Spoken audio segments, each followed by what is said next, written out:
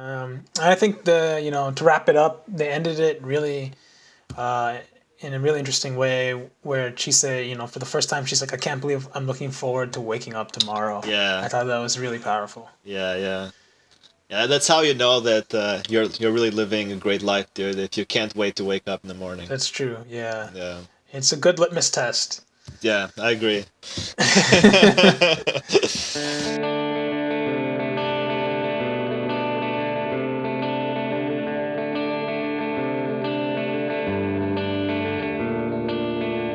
Hey guys, welcome to the This Week in Anime podcast. I'm Preetam, I'm Alan, and and we we are are the the Anime Anime Philosophers. Philosophers. All right, guys, welcome back. We got another action-packed episode for you guys today. 8 different episodes, 2 from 4 different anime. We're gonna start with the Ancient Mage's Bride, as always. Then we're continuing a record of Grancrest War. Then the third one is Darling in the Franxx, and finally wrapping it up with Violent Evergarden. Yeah, get psyched because we got some great episodes again this week. I don't think there's been a single week that's really been a letdown for me. Yes, We same. got like a crazy amount of stuff to talk to you about. Stuff ranging from Freud to Turing tests and all sorts of stuff. So Yeah. stay tuned for more. All right, let's jump into it then. Let's do it. All right, let's move on to the first episode for this podcast. The Ancient Magus' Bride, episode 15. The title is There Is No Place Like Home. Yeah, great title, but it doesn't rhyme this time either. Yeah. So they can't always do it, man. Can't always do it. Yep. All right. Okay, so I think um, last time we had Looks Breed Love, episode 14. That's when she turned into that fox for a bit. Yep.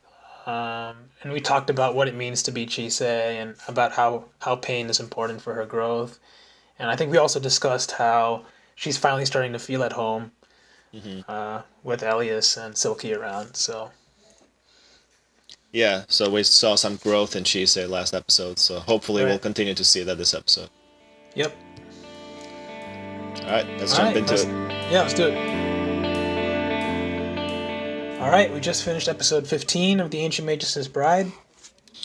Yeah, very interesting episode as usual. Yeah, I Uh, totally forgot that we left off at a yeah. crazy scenario with Chise like dropping unconscious and losing a lot of blood. I completely Yeah. forgot about that. It was Yeah, just me at the too. end of episode 14, right? Just really forgot Yeah. about that one. Yeah, and even though we're talking about how Chise was growing and stuff, we forgot what the consequences of her Right, making her right. own decision was. Yeah, totally forgot about that one. Oh Um, man. anyway, yeah, I mean it started powerful, but then it like calmed down a bit Yeah, to yeah. the I usual really mood. liked. It was like when it started. I thought it was gonna be like the episode title was "There's No Place Like Home," right? So I was Yeah, thinking it'd be more of her kind of fitting into yeah. to life with Elias and Silky, but again we had that awesome juxtaposition of "There's no place like home" and then like her coughing up blood. Yeah, yeah, So that was very jarring, and uh, yeah. that woke me up as soon as the episode started. So Definitely, yeah, yeah, yeah. I guess the no place like home thing really referred to Silky, right, I think more than Chise makes and sense. Yeah. Elias. Speaking of which, by the way, we learned that she's a banshee. She used to be a banshee. Yeah, pretty interesting. Yeah, um, Yeah, yeah. I think in like standard folklore, banshees, they're kind of wandering spirits, and they wail. I think they attach themselves, or they live around humans or something, and when they cry, that's the famous saying, the cry of a banshee, or mm, the wail of a banshee. And when they cry, it usually means someone's about to die. yeah, yeah. Yeah, So it's very interesting. It's very interesting that a banshee would be transformed into something so yeah, family friendly as Silky, I yeah, guess. yeah. And that it's an interesting perspective. It may hint at why she doesn't really speak. She Okay, doesn't really talk so much, right? okay. Perhaps when she like as a banshee, when she really cries out, it typically means that a death is near or something like that. So Mm, mm. yeah, it's just maybe an interesting way of like understanding why maybe she doesn't speak so much. It could be actually. Yeah, that's a good Yeah, point. That's a good point. I didn't think of that. yeah. Maybe she sees her voice as like a bad omen or something. So Mm, yeah, it's interesting. We'll see if that's yeah, true.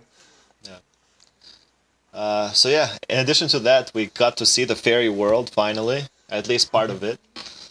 Yeah, Very beautiful place, by the way. yeah, It's yeah, the entrance to that cave, like with all yeah, the like it seemed almost like you were watching the galaxies and stars. yeah, Even though it was inside a cave, that was yeah, sort of like the illusion it produced. Very beautiful. yeah. Very cool. Yeah, and I also liked all the mythological creatures in the fairy world. Mhm. Yeah, Yeah, I like that the city was kind of like called it was Anthill or something. anthill. Yeah, Yeah, it had actual ants it too. had actual ants. Yeah, huge ants. Honestly. Yeah, that was um, cool. yeah, yeah, and Shannon, Chise's doctor, was also a really cool character. Right. Yeah, that was interesting that she was swapped Yeah, into the human world. I wonder how that yeah. happened. I don't know if it was by accident or on purpose. She didn't really explain Yeah, it, but yeah. So she's uh, basically raised in the human world for a long time yeah, she thought she was human for a long time. So until she didn't age. yeah, And yeah, speaking of that, she talks about how she was working in the hospital and she said she started creeping people out yeah, yeah, uh, because she didn't age at all. And then yeah, she has this she says something which I really like, which is that the weak will always be scared of the strange. yeah, I thought that was pretty powerful.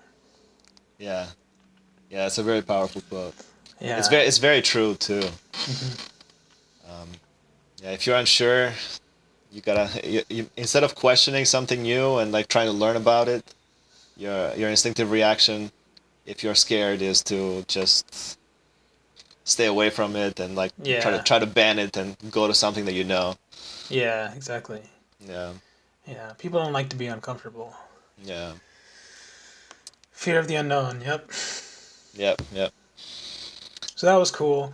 And then I really like the scene where Shannon takes Chise to the lake to heal her wounds. yeah, Um, it was really well done. It was like it was like an extreme metaphor for the will to live, really, yeah, yeah, which is cool because we were talking about that. I think in the last podcast, yep, I yep, think you brought it up how some people can sometimes even prolong their life even when they're in a critical life-threatening condition because they need to see a loved one or something like that.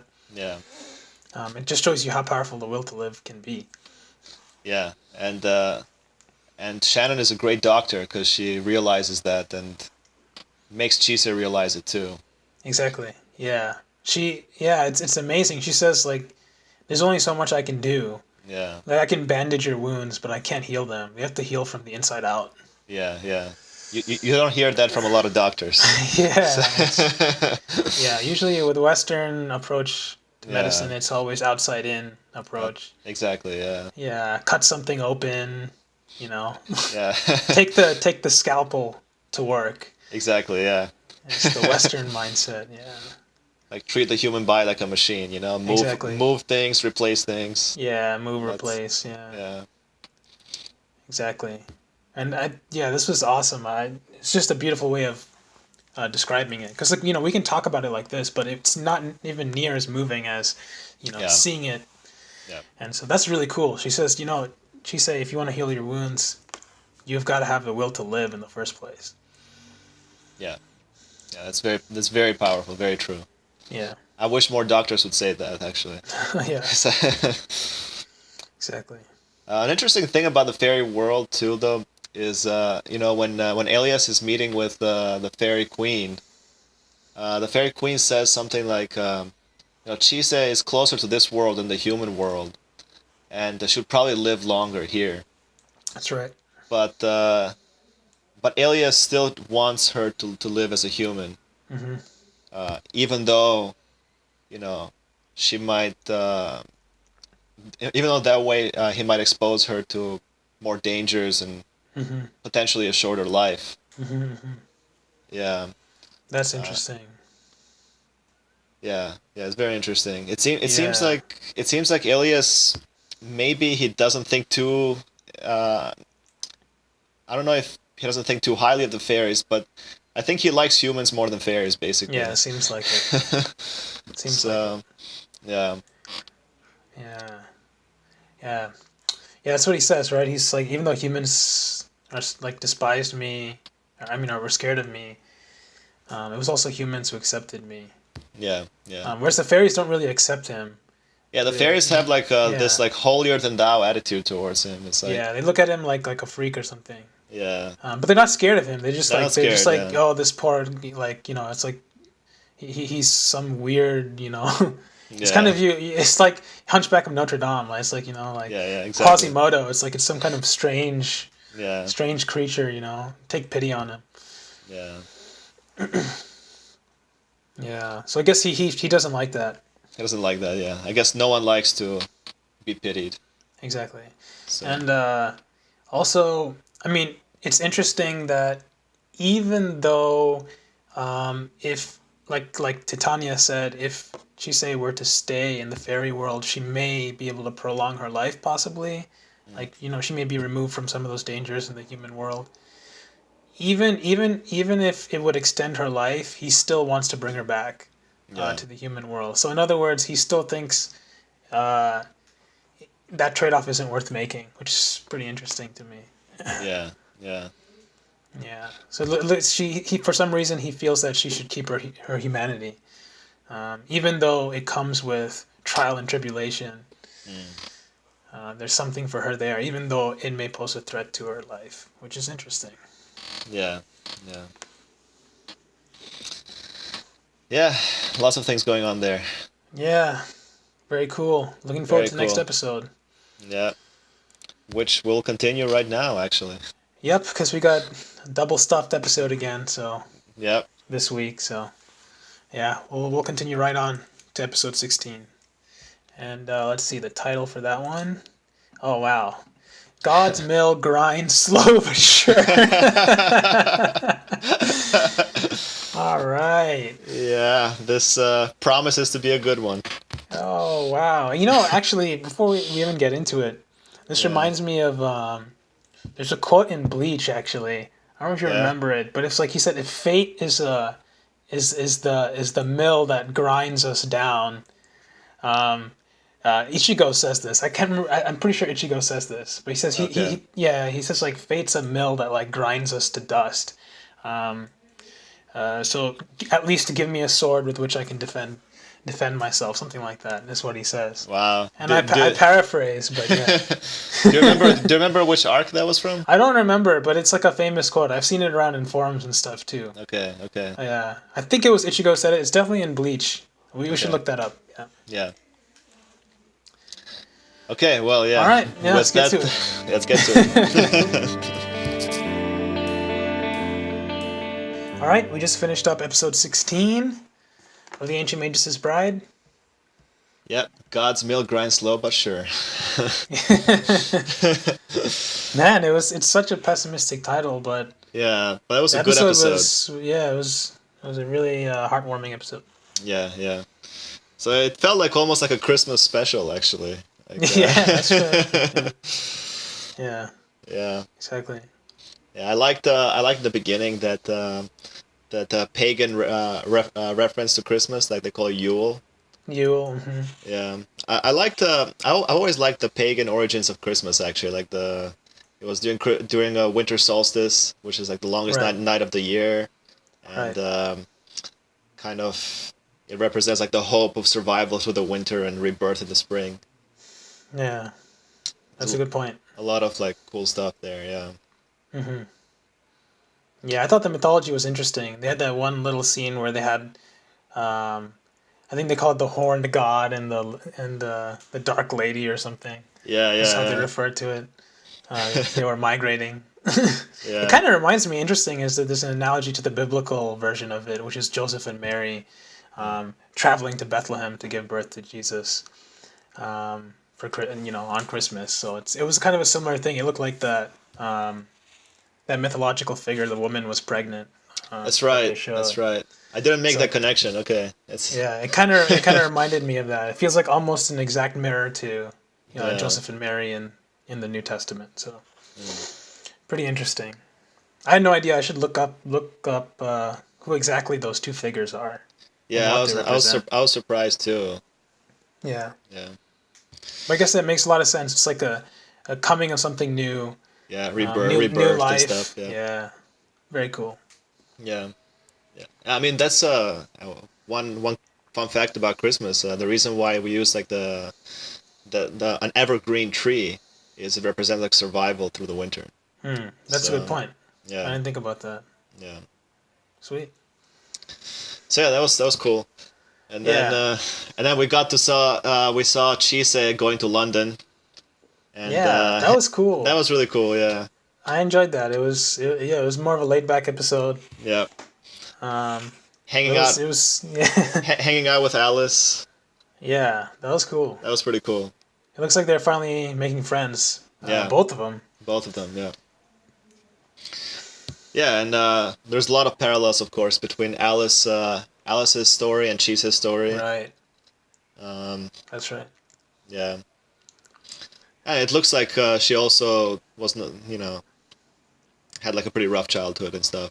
Exactly. Yeah, Yeah, I really like the animation in this episode, like the whole thing with London and just that scene where yeah, they were eating that. Do you remember they were eating that hamburger in the park? yeah, yeah, And like there was like one scene was close in on the hamburger. It was like yeah, very detailed, yeah, very well done. yeah, That's impressive to me because especially with the scenes where they were going shopping, right? Like each store, if you notice that they were in, there was a lot of detail.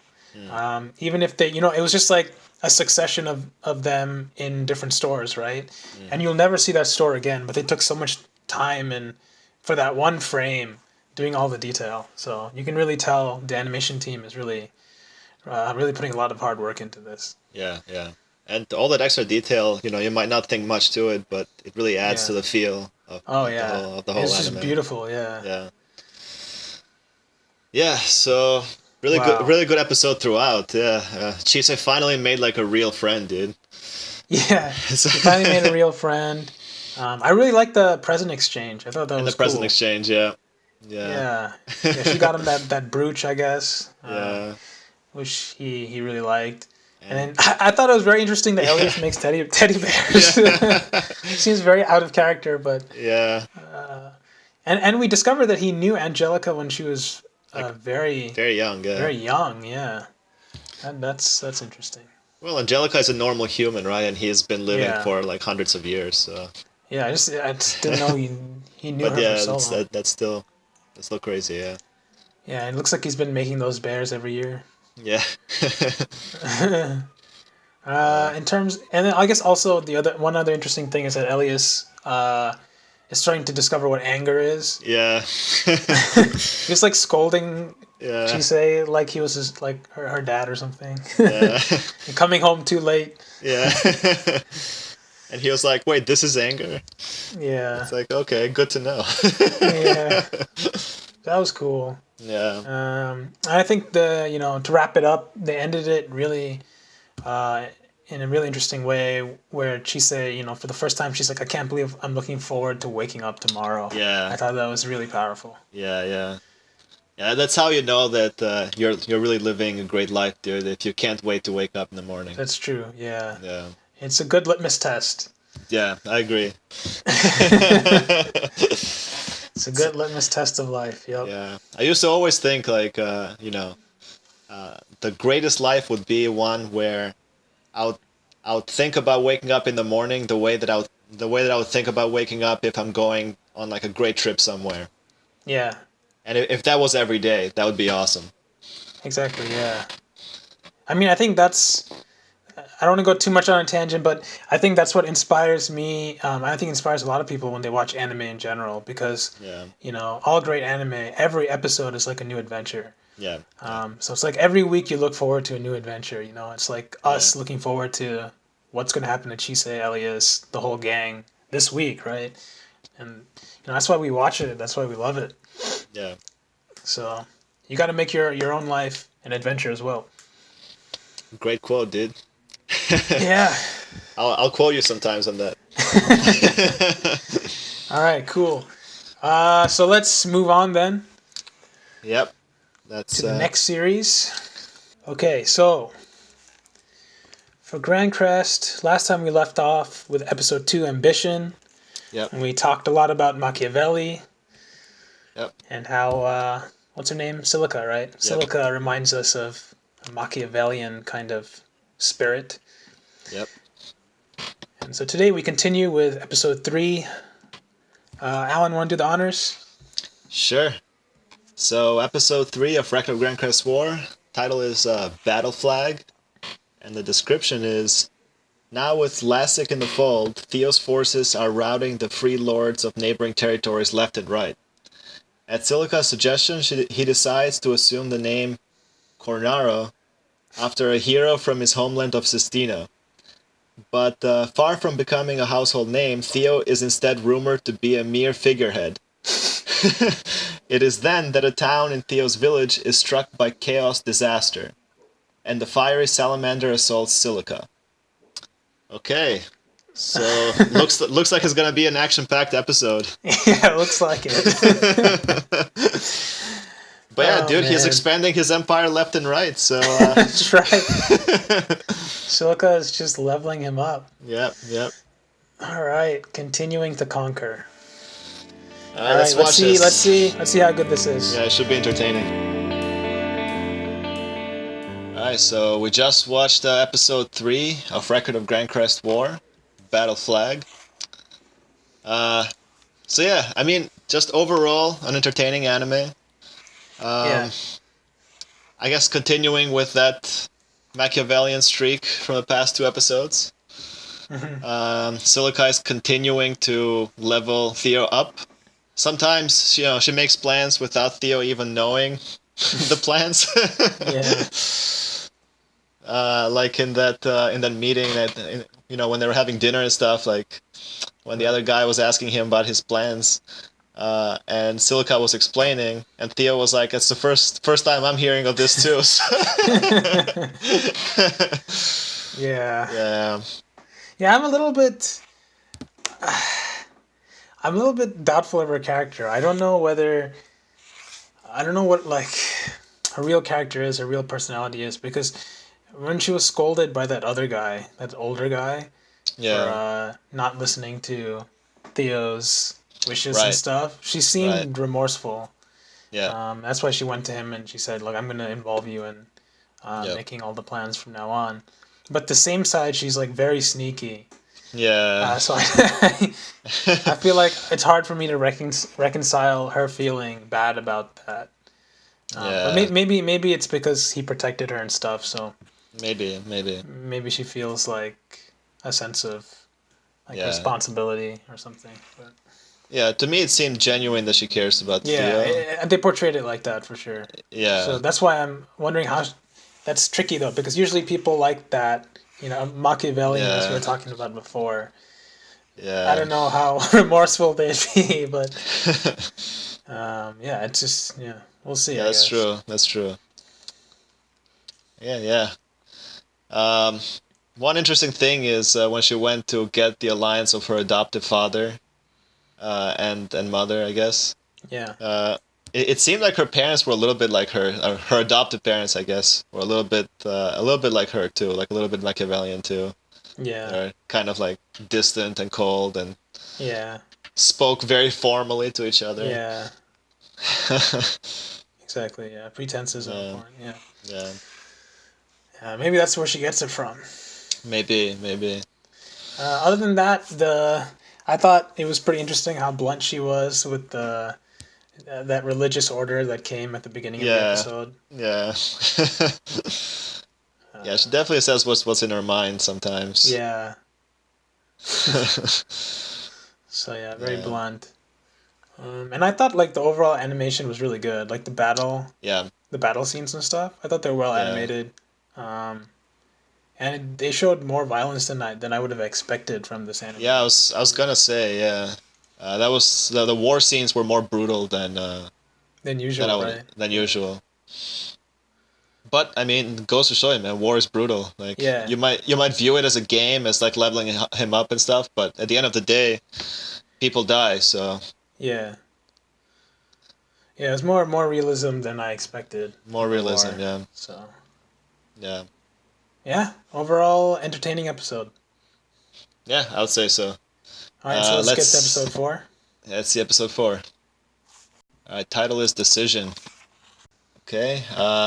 To make their case for joining the alliance, Siluca heads to Valdrind, ruled by Marine Kreich, but the talks don't go as smoothly as she had hoped. Siluca's next step is to seek an audience with Union member Villar, the Earl of Artuk, but she is unceremoniously turned away. All Okay. right, so a lot of negotiation. A lot of negotiation. It doesn't look like things. It looks like things are starting to go a little bit not her way anymore. Right. That will make it more interesting because right now everything has gone according to Yeah, yeah. her Or plans. maybe this is according to her plans, dude. Who knows? We'll see. It's like second layer, like third layer deep. I don't know about that. We'll see. We'll see. All right, Yeah, let's watch it. yeah. Let's do it. All right, so we just finished watching episode 4 of Record of Grancrest War. Yeah, I thought. Okay, so I thought there were some interesting things here. There's like more emphasis on strategy during battle than Yeah, I would have thought coming into this anime. I thought it was pretty interesting how the Earl of Artuk or whatever yeah, swooped in like when the enemy least expected it. yeah, yeah, Almost like they denied her audience and they let that rumor leak out so yeah. that they would believe that he wouldn't come to their aid. So I thought that was pretty clever. Yeah, that was very clever, yeah. Yeah. I really like the military strategy involved. I also like the tactics too, like during the siege of the castle and the battle, where they force the king of Savis to take the narrow path, Right. so where his numbers would no longer be of an advantage. Right.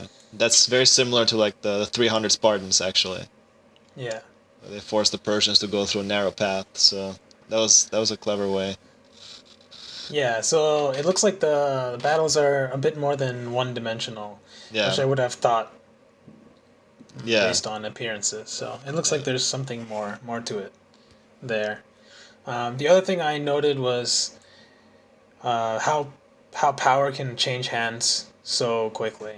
yeah, Like the first 3 episodes, Theo was like conquering everyone, and then all of a sudden, the big yeah, boys stepped in, yeah, and then when that happened, like you could tell he's just was not up to it. So it's even though he had met with so much success, it's very easy for him to be like wiped out yeah, yeah. very quickly. So like in this world, like power is very unstable. It seems to change hands quite frequently. Looks like it, yeah. Yeah, that and then it just overall, I think to me, so those were the good things. I think what they should improve on is like I think the pacing was a little bit fast for me. It's like the story's progressing almost too fast. Mm. Like it very quickly went from like those negotiations were done really quickly, and then the battle happened, and all of a sudden he just relinquished everything that he had gained. It's only been 4 episodes, Yeah, so yeah. like I feel like the pacing is a bit fast. Right, right. Yeah, I So mean, yeah, yeah, I guess they could slow down and focus on each thing a little bit more. There's yeah. a Like I lot, think it's happening very quickly. yeah. But maybe there's a lot to tell, so they're moving quickly. I guess. Yeah, because like I mean, literally, like he was just a wandering knight, Yeah, and yeah. then by the end of episode 3, he was a baron, and like potentially like, A and by the king. end of episode 4, he was potentially a king, Yeah. and then he just gave everything up, and he's Give back to everything up. wandering knight. Yeah. So it's like But he gained everything, lost everything. yeah. But I mean that's I like that though. That Theo is not greedy. He is not corrupted by power, because he could have very easily done that. But I think his motivation was to stay close to Silica, right? Yeah, So I mean it's very easy like to just accept more and more power once you start having it. yeah, Yeah, but Yeah, That's because I think he knows that Siluca is the key to his the success. key to his success, yeah, Uh, and to you, achieving his dream, yeah. okay, you think that's the only reason though? Like you don't think like he considers her as like a friend and like very close. I'm sure he does that too, Yeah. but like you said, like I still have you, the one who's gonna like give me my dreams. I mean, Okay. you can look at it. It depends on your outlook on life. I think how you interpret it, Fair but enough. Yeah. I think it's a little bit of both. Yeah. Yeah. Yeah, I guess it's still too early to tell exactly, but yeah, we don't really know yeah. for sure. I mean, I think all this like accumulation of power and stuff is irrelevant to him for the most part right now. I mean, like just becoming a king and stuff of the he's not interested in that. Yeah. He just wants to go and save his town, I guess. Yeah. Yeah. So yeah, interesting stuff. Yeah, definitely. Looking forward to next week for this anime. Yep. All right. So the next one is Darling in the Franxx. I love the title, by the way. It's like, Yeah. okay, so for this one, we'll just like do the intro for both episode 2 and 3 together, and then we'll discuss both of them together afterwards. Okay, so this is just the title, so it's pretty simple. Yep. Episode 2, what it means to connect, and we're also gonna watch back to back with episode 3, fighting puppet. Yep. All right, let's get into it. Let's do it. All right, we just finished up episodes 2 and 3 of Darling in the Franxx. Yep. And definitely, like as we were saying with episode 1, that it reminds us of Evangelion a little bit. Episodes 2 and 3 definitely took, diverged a little bit. Yeah, I think a little bit is being A generous. little bit is an understatement, yeah. Yeah. Diverged quite a lot, I would say. Yeah, it's a very different series. Yeah, and that's yeah. good because I don't want to see an Evangelion clone. True, yeah, true. Yeah. So okay, so there's a lot of stuff to talk about. I'm sure like what everyone is talking about is Yeah. the over the top like sexual references Yeah. in the series. Because I mean it's all over the place. So Yeah. obviously we had the the configuration, the piloting configuration in the Yeah. Franxx is very interesting to say the least. It's only an anime, man. Yeah, that's true. That's all I have true. to say. That's true. Only an anime. Yeah, pretty interesting. But I guess it. So I think it all ties together. Remember at the beginning of the episode 1 where they had, they gave the parable of the not parable, but they give the metaphor of that bird where it relies Right. on the male and female Right, to right, fly. right. So I think their way of symbolizing that was this like dual partnership in the Franxx.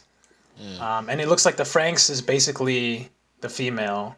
She Yeah. kind of takes over the Franxx, right? But Yep. the male is able to control Pilots it. her. Yeah. Yeah, pilot it. Yeah, and it's and like I guess like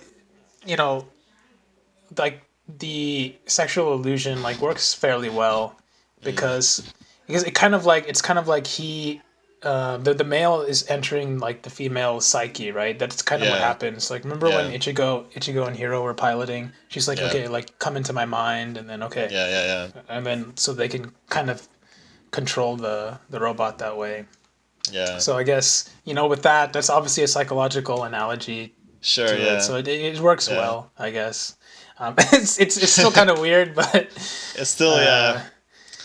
But it's yeah. anime, so It's anime, so that you gotta put in some fan service in there, so. yeah.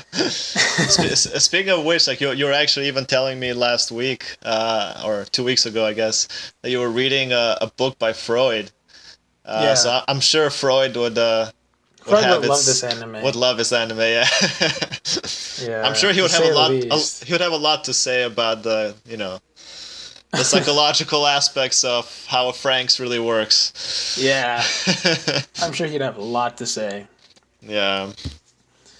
Yeah, for any of our listeners, yeah, we'll probably be referencing, I like referencing Freud, and if you've been following along with the previous podcasts, I mentioned the structural theory of the mind, the id, the ego, the superego. Yep. He's just has a lot of interesting ideas, and I think his thoughts still, they're still used today Yeah. to describe a lot of psychological conditions and to inquire into the mind. It's just like a common language to Yeah. speak.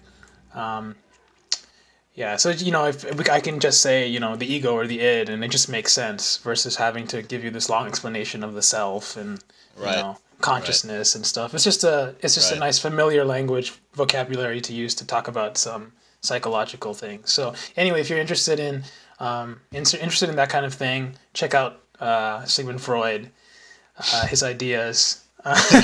Yeah, he has a lot of good books. I think he has a lecture on psychoanalysis series and Yeah. stuff. Um, That's not. definitely worth reading. Yeah. That's not to say that all of his ideas were good, but Yeah, not but where. Yeah, exactly. It's just yeah, like I said, it's a useful model for thinking it's a about some useful model. problems, and Yeah. you should just know. It's good to know the vocabulary, I think. Yeah. Yeah. So yeah, definitely look into that because it's very relevant to things like this. Yeah. Darling the Franxx with all the sexual imagery and Definitely. Definitely. Yeah. stuff like that. Yeah. Yeah, so other than that, we saw at the end of episode 3 that 02 basically almost killed the other guy. Yeah, I mean it's funny because like it's too funny because it's like everything is like overtly sexual in Right. some way. Right. Because I'm reminded of the scene in episode 3 where Hiro and Ichigo share a kiss, right? Yeah. And then afterwards she's like, "Is it my fault?" Da, da, Yeah, da, da, da. yeah, yeah. It's like, is there something wrong with me? Yeah. Like, no, it's Oh, not man. you. Yeah, it's not you, it's me, this the sort of thing. Oh man, it's too much. Yeah. Yeah. Also, I think one thing to mention is how they call the male partner a stamen and the female a Pistil, pistil, yeah. which is like the Yeah, the sexual flower organs thing. of a flower. So Yeah. another layer there. Yeah, true, true. Yeah. Yeah. But you gotta feel bad for Ichigo, man. Yeah. That. Yeah, Yeah. man, that's gotta crush you. Yeah. I think at the end, she kind of, when she like was kind of fantasizing and lost control. I think she regained control when she learned that Hiro was not the one piloting with 02. Yeah, I think so too. Yeah. She's like, Yeah. okay, that's good. I guess so, and it is kind of interesting because, in order for the Franxx to be operated at like maximum efficiency, like the Yeah. both partners need to be on at the same wavelength, right? They need to Right. be, they really need to be connected. So, Right. and what's interesting is that, and she keeps saying like, "Come on, get a grip of yourself," but the fact is that the subconscious, her unconscious, is Yeah. is reacting, Yeah. right? And you can't. It's very hard to control that. Yeah. Yeah, so no matter how much training you have, Yeah. it's gonna do its own thing. Exactly. Yeah, very interesting. Yeah. Okay, yeah. So that anyway, I think we've established that it's not like Evangelion, for Yep. sure, but it's own thing. Its own thing. Yeah, and I think I find it interesting. It obviously there's a lot of fan service going on here, Right. but Right. it also works in its kind of strange way. Yeah. Yeah. And I really like the production. Yeah. For Same. sure. A few more. I just want to mention a few more things. I think with episode 4, one, I really think 02 is really cool. Yeah. I'll just say that she's like a really cool character. Kind of rebellious, kind of whatever. Just takes Hiro out where Yeah. he's not supposed to go. Yeah. And I like what she says to him. Like, how about we both run away? Is basically what Yeah. she says. Yeah. I feel like that's a foreshadowing of something. She says like, Probably. just kidding at the end, but I feel like there's something to that. She was only half kidding. She's only half kidding. Yeah. She was like, look at this place, it's a dead city, right? Yeah. There are no oceans and No skies. and no Yeah. skies. Yeah. So I hope we get more info on, Yeah. why people are living like that and Yeah. what's really going on there. 'Cause I think it could be really interesting. Like the world is interesting. Right, right. Yeah, looking past all all the silly stuff. Yeah, I think the world itself that they're set up in is interesting. So yeah, yeah, yeah. And I looking forward to see how Hero and Zero Two, how they harmonize, because their characters are yeah, so different.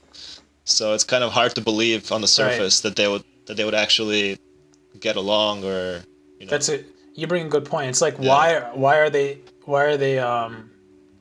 yeah why are they so harmonious with each other? right, It doesn't seem like it from the surface. yeah, So what's the but then again, remember she says like we're both very much alike. We don't really right, belong. We don't really belong right, anywhere. Kind of. So it's gonna be interesting. I'm looking forward to it. Next yeah, episode. yeah. It should be good. All right, awesome. Now we can move on to the penultimate series, Yeah, which is Violet Evergarden. Violet Evergarden, another double episode for this Yeah. anime. All right, just finished up episode 2 and episode 3 of Violet Evergarden. And Yes, wow, it's and so good. wow. This I think this deserves a real wow. It's yeah, it's still one of my favorite anime of the season, I'd say. hmm Yeah, Yeah, this one's growing on me for sure. It's at least my second favorite. yeah, Uh, yeah. So yeah, where to begin, dude? Lots of things happening episodes 2 and 3. yeah, So I guess before we dive into like the philosophical aspects of it, I I wanted to mention how like detailed the mechanical devices in this anime are, yeah, and I know that you like studying mechanical devices in your free time and stuff. So I'm sure you appreciate it a lot. yeah. Very cool. The Yeah, amount of detail in that typewriter was quite something right. to see. You don't usually see that kind of detail Yeah, in anime, and not just the typewriter too. Also her prosthetic her arm. hand. Yeah, Yeah, yeah. a lot of detail there. As a we're both FMA fans. I'm sure I was gonna Winry would say love to get her hands on one of those. yeah. Yeah. Yeah, dude. She might turn out to have a full metal heart too. Yeah. So um, that was really cool. yeah. I like how they interjected that little interesting tidbit on the invention of a typewriter. Should look that up if Yeah. that's like accurate, like historically accurate and stuff. Yeah, I was wondering if that was true or not, Yeah, but definitely a cool story a cool nonetheless. Yeah. story. Yeah, Yeah. Yeah, so in general, I guess most of these episodes were focused on Violet trying to become a true doll ghostwriter.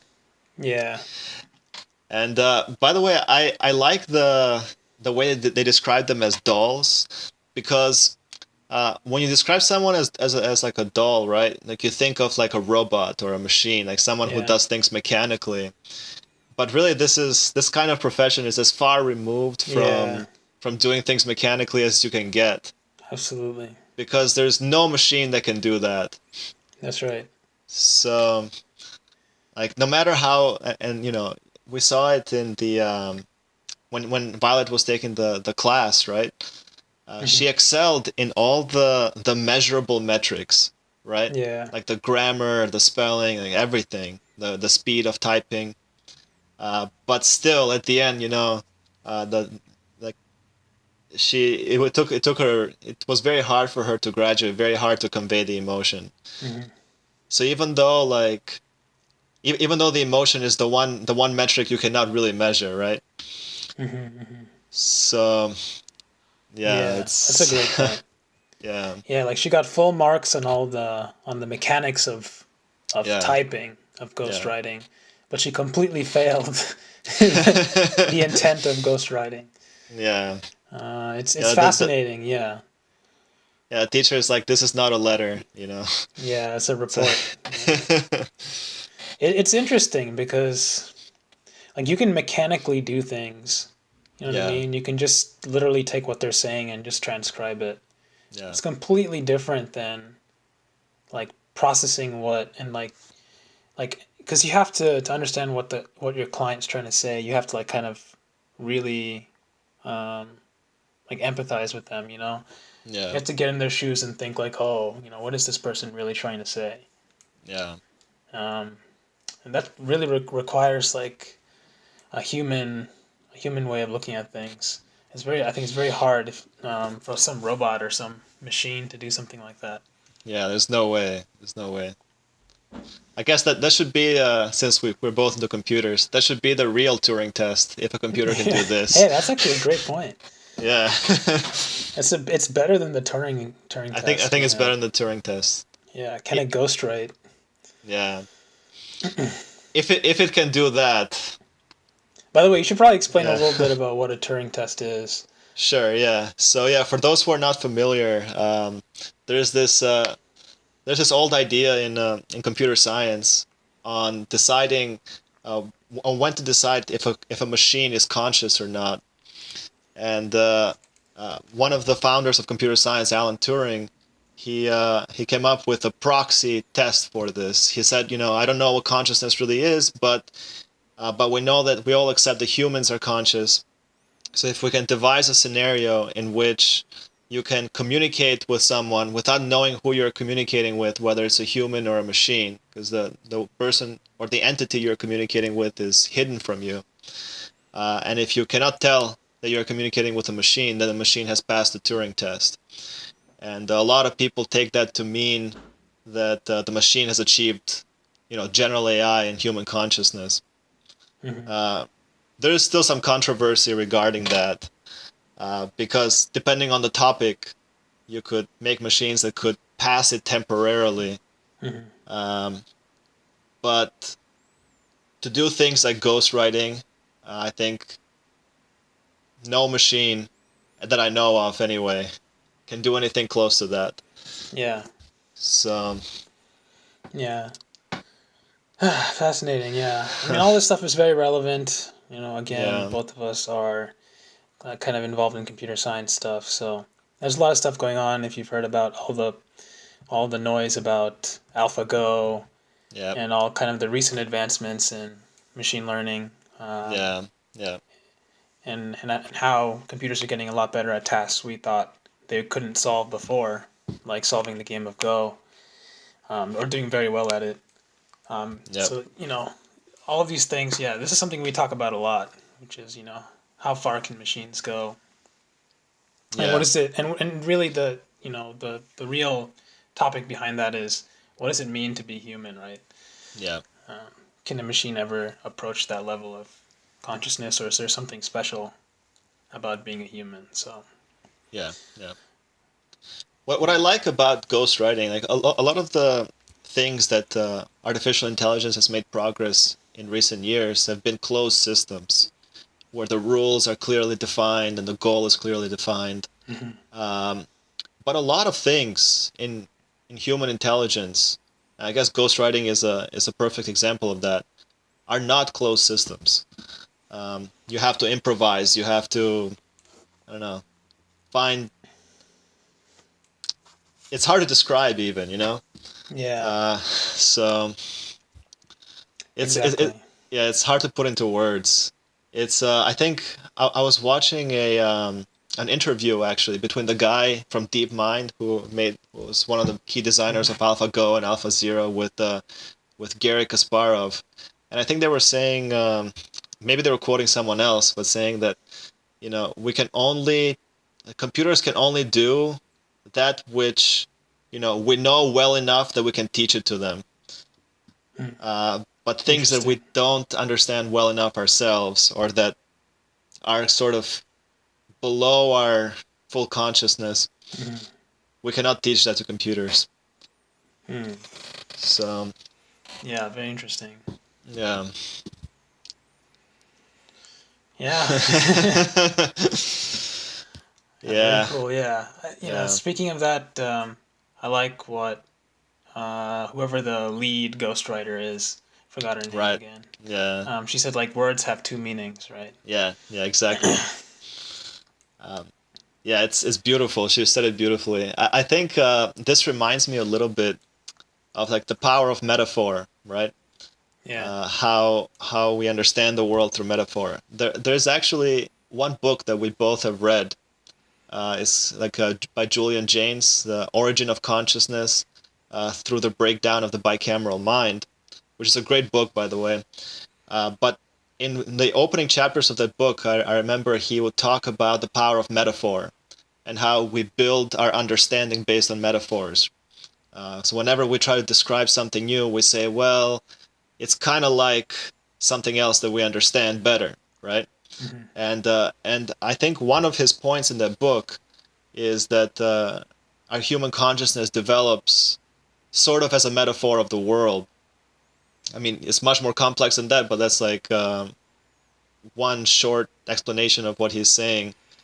And I think being able to understand the metaphor of what people are saying, um, Mm.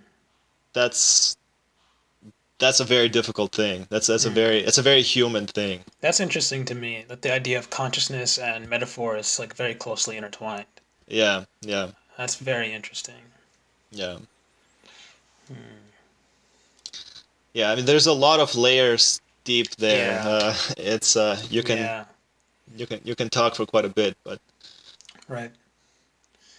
but that's and actually when he talks about metaphor too, I'm reminded a lot of the old stories from ancient mythologies and stuff, and a lot of the Zen stories too.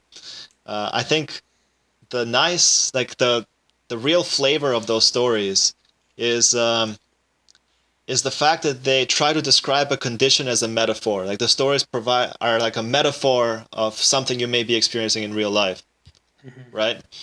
And they that's what makes them more powerful. Right. Um, yeah, like Exactly. Yeah. I was thinking recently actually one interesting thought. Um, for example, if you go to, and I think I mentioned this before, but if you go to some Eastern masters or Eastern philosophers and you have problems, you say, oh, you know, I don't know how to live a good life. I don't know what my life should be all about or whatever. They might answer with something like, who is asking the question? And that will Yeah. be it. If you go to like a modern psychologist or something, they might say, well, you know, um, let's analyze your past or your future, or you know, try to see what your goals are. What do you have fun doing? In some sense, they're actually saying the same thing, but because because in the first answer you're not giving the direct explanation, Hmm. and you kind of make the person try to find his or her own interpretation of your question, right? Mm. It's more powerful than trying to dissect, telling you, okay, you know, what's your past, what's your future, what's Right. so yeah. Mm. Yeah. Very interesting. Yeah, Yeah. Again, yeah. Metaphor is super powerful.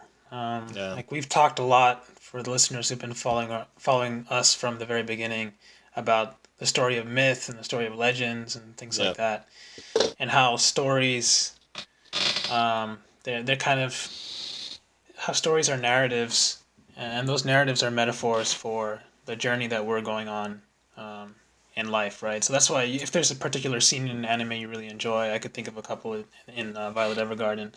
It's yeah, usually because yeah, you connect to that in some way. yeah, Um, yeah, so yeah, I think yeah, metaphor is super powerful, and that's why anime like Violet Evergarden moves us so much, yeah, because it's creating a metaphor of like what is that human spirit? Like what's so special about it that can't be emulated by some mechanical device, right? yeah, And like we're seeing that and we're discovering that as Violet discovers how to ghostwrite. yeah, So like it's taking us on this journey, this story, and the story is like a journey to find what exactly it is to be human. yeah, Like what's so special about that human spirit, about emotions, that can't just be can't be pinned down. yeah, exactly, yeah, And so I think that's why it resonates so much and so powerful. yeah,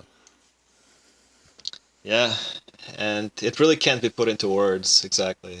Yeah. Yeah. Yeah, good stuff. I mean, very Yeah. powerful episode, especially episode 3 Yeah. with her friend Yeah. and her brother. Wow, that was very moving. Yeah. Her letter was only like 2 sentences long, Yeah, dude. yeah, But it was she so encapsulated powerful. so well. Yeah. She did it well, man. Yeah. She gets A+ on that one. Yeah. Yeah. Yeah, like Oh what she man. said. Like you don't have to. Sometimes you don't need to say much. It can just be a sentence or two. Yep. Yep. And that conveys more than Yeah, pages. exactly. Yeah. Yeah. Oof, man. As we Yeah. were saying, this anime is in a class of its own. Yep. Yep. I can't wait to see how Violet develops further. Her understanding of human emotions and stuff. Yeah. I think I don't know how they're gonna develop it, but I think a big part, maybe towards the end, will be when she eventually finds out that Major Gilbert is dead. Right. Um, as like her employer says, like he's never coming back. Hmm. So I feel like she's doing a lot of this stuff, maybe subconsciously, for Major Gilbert. Hmm. To Hmm. try to understand what he said and to try to. Right. Um, I feel like that's probably her growing up and stuff. Maybe he was the only true emotional connection she had. So once she finds out that he's not coming back, that's gonna be quite a shock. Yeah. And yeah, I think so that's gonna be. yeah, I don't know.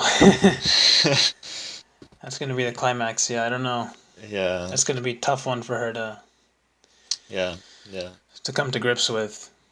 yeah, Yeah, because yeah, like you said, I think again a lot of her purpose behind this is so that I think she wants to let him know yeah, what her feelings are.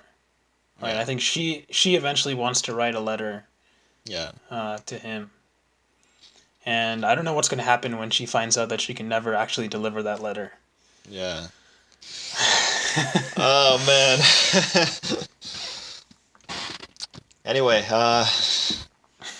it's gonna be interesting for sure. Yeah, this is crazy well done. It's crazy well done. Yeah, Yeah, this is a fantastic anime. yeah. All right. Well, I guess looking forward to next week, and Yep. we'll see. We'll see what human emotions she explores next. Yep. All right. So this wraps up this episode for this week. As we said in the intro, a lot of fun ideas we talked about. We had a great time making this episode. Yeah, I hope you guys enjoyed it. And as usual, if you liked our podcast, if you like listening to us dissecting your favorite anime, go ahead and give us a like and subscribe to our channel. Yep. And as always, guys, Stay inspired.